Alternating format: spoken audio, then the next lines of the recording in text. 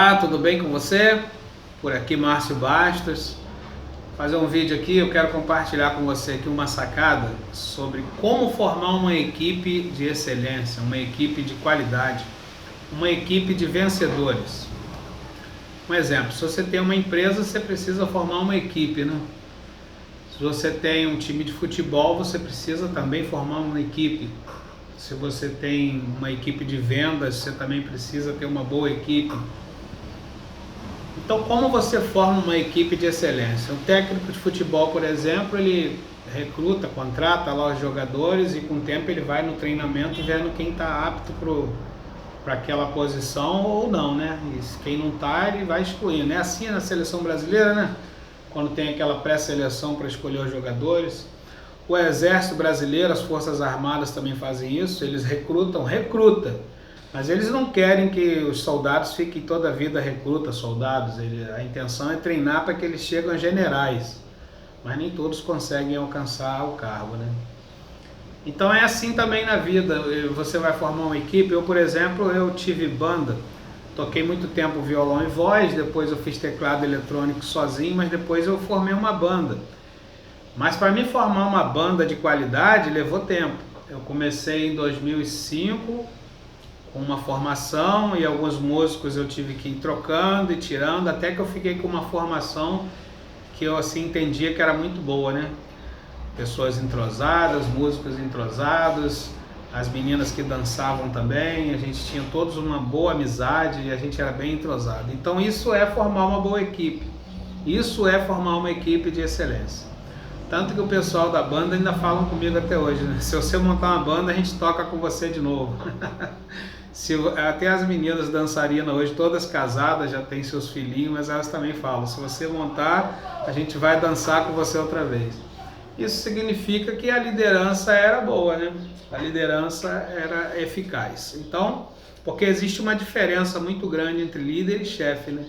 Líder é aquele que ensina com exemplo, o chefe só sabe dar ordem. Então, geralmente, as pessoas odeiam o chefe, mas quando elas têm um bom líder, elas amam o líder. O maior exemplo do maior líder que já existiu foi Jesus, né? Ele liderava assim, não querendo ficar acima de ninguém. Antes ele desceu na posição de servo e servia. Então, você tem que observar isso.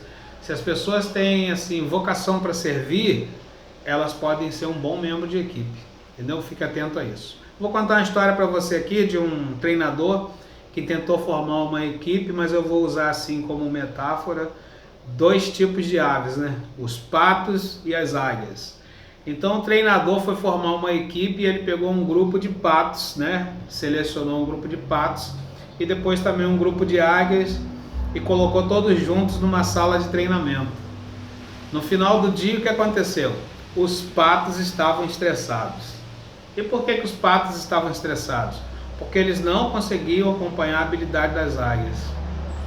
O treinador insistiu, foi para o segundo dia de treinamento. No segundo dia, ocorreu o contrário. As águias estavam estressadas. E por que agora as águias estavam estressadas? Porque elas não conseguiam entender por que os patos não conseguiam acompanhar a habilidade delas. Então o treinador foi para o terceiro dia de treinamento. O que aconteceu no terceiro dia? O treinador que ficou estressado. Então você tem que ter essa sensibilidade para identificar quem é que está ali no seu grupo de treinamento que está com vontade de crescer, de desenvolver, e você vai dando oportunidade a isso, porque tem pessoas que não querem crescer, elas não amam o conhecimento, não amam correção, não aceitam ser corrigidas. Então esses daí, eles querem ficar no limbo. São pessoas que não produzem. Na parábola dos talentos, Jesus disse que todos nós temos talento, né? Porque Deus distribuiu o talento para cada um de nós. A gente precisa identificar esse talento para poder exercitar eles, né? E multiplicar. Então ele deu 5 talentos a um, 2 a outro e 1. Esse 1 significa aquele que não quer fazer nada. Ele não vai desenvolver. Porque o que recebeu 5 talentos, ele multiplicou e fez 10. O outro que recebeu 2 talentos, multiplicou e fez 4. O que recebeu 1 talento, ele enterrou, guardou e não quis multiplicar. E a história você depois confere lá no Evangelho, que você vai ver que quando esse Senhor voltou, que é Deus no caso, para prestar conta com eles, pegou o talento daquele que tinha 1, que não queria fazer nada, e deu aquele que tinha 10. Parece até um ato de injustiça, mas não é, né? Se você não produz, você está fazendo o que ali? A terra precisa de pessoas que produzem, então você tem que ter uma equipe produtiva, você tem que ter pessoas que desenvolvem. Então, graças a Deus que eu e você, nós não somos pato e nem águia, né? O que eu quero dizer com isso? Que ser pato significa que você às vezes não tem habilidade, que você possa não ter estudado tanto, não ter uma boa qualificação, mas isso não te impede de você chegar onde você almeja, porque nós podemos ser aperfeiçoados, você compreende? Então, graças a Deus que nós não somos pato e nem águia, porque o pato, na natureza dele, ele sempre vai ser pato. E o pato não voa, ele fica ali na superfície. Já a águia, na sua natureza, ela voa alto, ela fica acima das nuvens quando tem tempestade. Então a águia, porque a natureza dela é assim. Mas graças a Deus, eu e você não somos águia e nem pato, mas nós podemos ser aperfeiçoados. Um exemplo, você que possa ter um grau de instrução pequeno, nada te impede de você voltar a estudar e conseguir a qualificação que você quer.